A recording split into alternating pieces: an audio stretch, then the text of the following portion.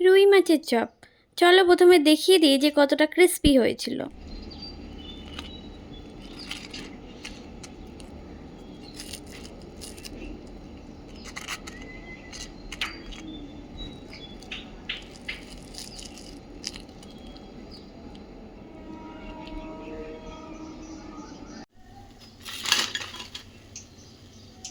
প্রথমে মাছগুলোকে নুন, হলুদ আর সর্ষের তেল দিয়ে ভালো করে, আর অল্প করে লেবুর রস দিয়ে ভালো করে মাখিয়ে রেখে দেবো ওই 15-20 মিনিট।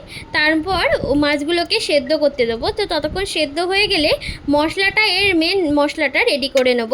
গোটা গরম মশলা, শুকনো লঙ্কা, গোটা ধনে, গোটা জিরে আর গোটা গরম মশলা, এর মধ্যে নুন দিয়ে ভালো করে নেড়ে ছেড়ে প্রথমে রেডি করে নেব। তারপর ঠান্ডা হয়ে গেলে তারপর শিলেতে খুব সুন্দর করে মামুনি বেটে নিয়েছিল।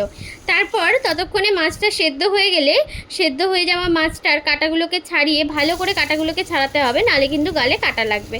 তারপর কড়াতে তেল দিয়ে কুচানো পেঁয়াজ, কুচানো আদা আর কুচানো রসুনটাকে ভালো করে লাল লাল করে ভাজতে হবে, হ্যাঁ, কালো যেন না হয়ে যায়।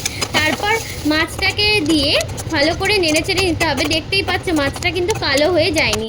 তারপর সেদ্ধ করে রাখা আলুটাকে দিয়ে ভালো করে নেড়ে চেড়ে নিতে হবে।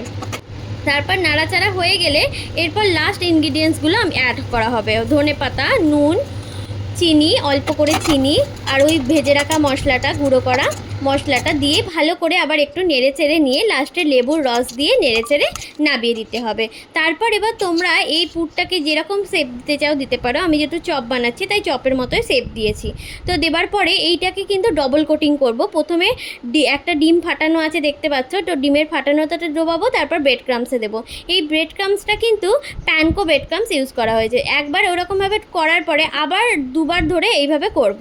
একবার লাগিয়ে ওই ব্রেড ক্রামসে দেবেন, আবার ওটাকে ঝেড়ে আবার ডিমের মধ্যে দিয়ে আবার ব্রেড ক্রামসে। তো আমি দেখতেই পাচ্ছি একটা জাপানিজ একটা স্টাইলের একটা ব্রেড ক্রামস ইউজ করেছিলাম। তো তারপরে কড়ার তেলটা খুব ভালো করে গরম হয়ে গেলে এইগুলো আস্তে আস্তে ছেড়ে দেবো, আর তোমরা আওয়াজ শুনেই বুঝতে পারবে কতটা ক্রিস্পি হয়েছিল।